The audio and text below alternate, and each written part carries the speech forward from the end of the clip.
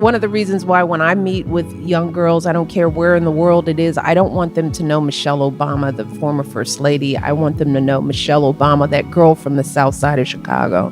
I want to break down that wall of impossibility to let them know that I am them and they are me. And today we are revealing Michelle Obama's advice for young girls battling with self-doubt. So welcome back to my channel. My name is Cynthia Patrick. I'm a journalist and a mental health activist. Self-doubt is the lack of confidence regarding yourself and your abilities. It is that mindset that holds you back from achieving whatever you want to achieve and believing in yourself and your dreams. Anyone can suffer from self-doubt, even Michelle Obama and a lot of successful people out there. So let's take a look at what Michelle Obama has to say about self-doubt. We question our value, our worth. We question how we look, how we talk, where we're from. There are people with power who want us to stay small. They want us to stay doubtful. And so our cultures reinforce that. So the one thing I want young girls to understand is that those feelings are real. They are not crazy. They are indoctrinated in us all, and we carry them around with us our entire lives. And I don't care how far you go, whether you go to the White House, you are constantly batting away those negative messages of being not enough. And yes, I deal with that too. Now, who could believe that someone like Michelle Obama can have self-doubt? This is to tell you that we all have emotions, we all have feelings, we all breathe the same oxygen. So it's okay to feel confused, it's okay to doubt yourself, it is okay to struggle with indecision, and it is okay not to be confident in all time. But what is not okay is to allow yourself dwell in that moment for a very long time. Allow yourself to step out from that mental state and take those baby steps, those little baby steps. Because if you take those small steps over time, you build up a lifetime of another story for yourself. No one can do that for you. You have to look over your life. And we as women sometimes feel like we have to have done everything right before we can take credit for the things that we have done. But there is power in what we do every day. And I have to remind myself of that every single moment. But now that I'm older, I can now look back and say, yeah, I am worthy. I have value. But it's not because I'm sitting here. I had that value when I was 3, when I was 5, when I was 7, when I was 12. And for the young girls out there, you have it now. You just have to take the time to realize it and be patient with yourself as you do it, because the process takes a lifetime. You heard from Michelle Obama. According to her, if you take those baby steps, over time you build up a long lifetime of another story, like a whole new story. No one can do that for you except you. At one point, you just need to take a decision about your life. Do you want to keep on dwelling in that self-doubt, or do you want to step out of it and take charge of your own life? So it's all about you. You are in the driver's seat. I am in the driver's seat. We decide when to take a turn. We decide when to stop. We decide when to keep moving. Personally, for me, I would say that I still suffer from self-doubt a little, because whenever I walk into a room, maybe I plan to audition for a job or I'm going for an interview, and after interviewing and auditioning and they turn me down, I feel so sad inside of me, and I actually feel so weak at the same time, like my bone is just paralyzed. I'm so weak.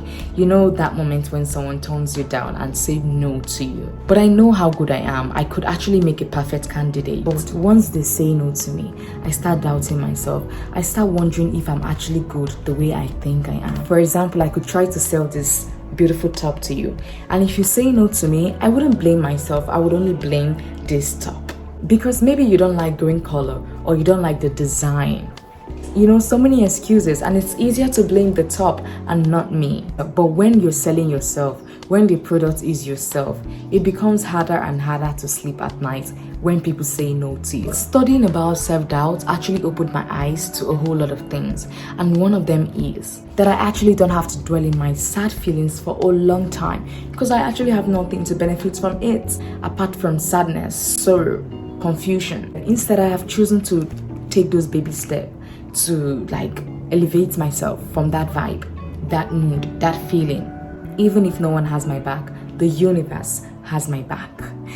This reminds me of a book I read, exactly this title. This is a book I actually read that kind of changed my life in a way. The Universe Has My Back. It was written by Gabriella Bernstein. It teaches us about how to transform our fears into faith in order to live a divinely guided life. Now, if you want to read this book, this is the book right here. You can check it out and let me know if you love it. There are loads of books that can put you in the right direction. For example, Choose Yourself by James Altucher. This particular book talks about being happy, living the dream, and chasing the millions. Now, my favorite quote in this book is, "The only truly safe thing you can do is try over and over again. To go for it, to get rejected, to repeat, to strive, to wish. Without rejection, there is no frontier, there is no passion, and there is no magic." So, there are a lot of books out there to put you back on track. But these two books I mentioned actually helped me a whole lot. Did I just say helped? I wouldn't say helped because it sounds more like past tense. I'm still struggling from self-doubt every once in a while, but I'm no longer going to dwell on it. For me, I'm going to improve my approach and find different ways to get across my story or to get my story across. I'm going to improve my authenticity and keep on showing people how unique I am. I'm going to ask for advice because I'm not perfect and no one is. And for that reason, I'm going to stay in touch with myself and I won't let my ego get in the way with those people who rejected me. And I really hope you do the same. Alright, so I'm not going to leave here until I give you some tips on how to overcome self-doubt. So number one for me is affirmation. I really didn't know how powerful self-affirmation is until I started trying it, and that's why I'm putting it on my number one list. I love to remind myself how lucky I am. Anything can happen at any time, and we don't know when that time is gonna be.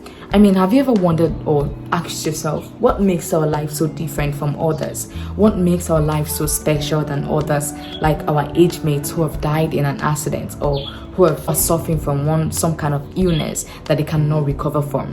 Or even if you're suffering from an illness, you're still lucky because some people are fully healthy and they just go out and they couldn't come back. Self-affirmation is the key.